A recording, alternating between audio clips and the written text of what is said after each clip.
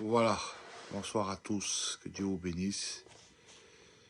Je viens vers vous, mes frères, mes sœurs, tout simplement parce que j'étais en train de dormir. Et puis pendant que je dormais, voilà, il est un peu plus de 3 heures du matin, il est 4 heures du matin, je crois. À 3 heures du matin, j'ai subi une attaque, mais horrible. Horrible, horrible, horrible. Et dans mon sommeil, j'étais avec des pasteurs et puis on est rentré dans une maison et dans cette maison, on était trois. Il y a une femme qui était là et puis pendant qu'elle était là, elle nous faisait écouter un téléphone. Et dans ce téléphone, j'entendais comme si quelqu'un ronflait, vous voyez. Et pendant que quelqu'un ronflait, eh bien, il y a une voix qui sortit du téléphone, plusieurs voix mélangées comme ça. Et ça disait fort comme ça, comme si ça venait nous attaquer à nous, les pasteurs, aux chrétiens, et qui disait on vient. Et, et je me suis réveillé là dans le lit, puis je sentais une mauvaise présence, mais vraiment puissant, vraiment puissant. Et puis le Seigneur me dit dans mon cœur, il dit, tu vois, il dit beaucoup sont endormis spirituellement. Beaucoup sont endormis spirituellement. L'ennemi arrive de tous les côtés et beaucoup sont endormis spirituellement. Et le Seigneur me parlait dans mon cœur comme quoi qu'il fallait se réveiller, réellement, veiller et prier.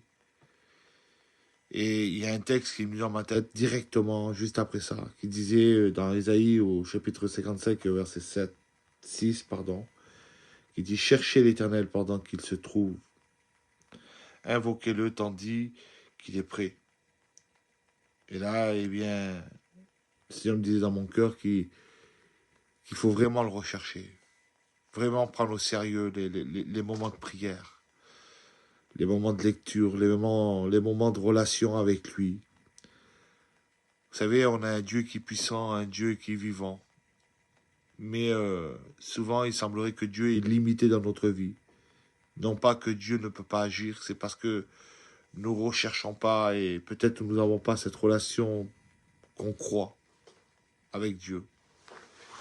Je vous promets que l'ennemi voudrait nous endormir dans notre vie spirituelle. Nous, les pasteurs, nous, les chrétiens, il voudrait nous endormir pas avec le monde, avec, on va dire aussi, les soucis du monde. Vous savez, je le dis, je vois beaucoup de chrétiens, de chrétiennes, quand on parle avec eux, ils sont remplis, remplis, remplis de projets. Remplis de projets, je vous promets. Et partout où je discute, les gens parlent comme s'ils allaient vivre 100 ans.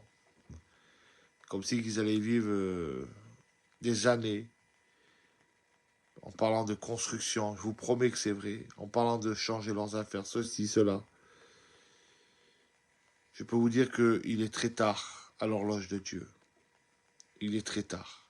Nous sommes dans les derniers temps. Vous allez dire que je suis un pasteur peut-être négatif. Mais on voit tout ce qui se passe autour de nous. C'est une réalité.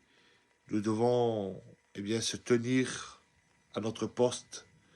Nous devons se tenir dans la foi, dans la prière, dans le jeûne. Nous devons rechercher Dieu réellement du plus profond de nos cœurs. Parce que je crois que Jésus revient. Je le crois réellement. Mais avant ça, je crois aussi qu'il va se passer des choses. Je crois que beaucoup vont abandonner la foi. On le voit, c'est de plus en plus dur. Les églises sont de plus en plus vides. Il n'y a que les églises je ne veux pas critiquer, qui est dans une distraction qui fonctionne. Je le dis en vrai, que c'est vrai. Et que dans la distraction, il semblerait qu'il faut distraire les gens pour que les gens viennent et s'approchent de Dieu.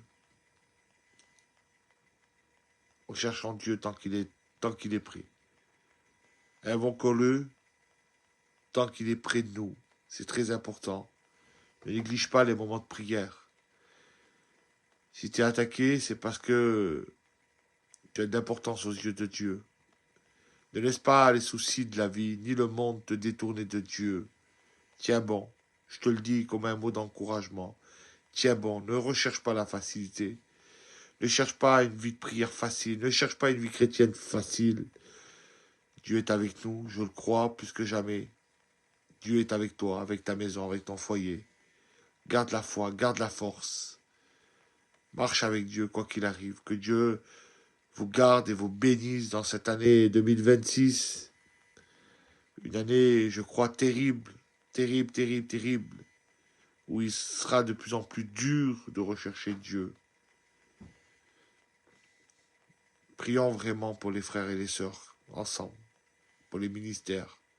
Que Dieu protège les ministères, les femmes de pasteurs, les étudiants. Que Dieu garde et protège chacun d'entre vous, vos familles. Que Dieu vous bénisse à tous, que la paix de Dieu soit sur vous tous.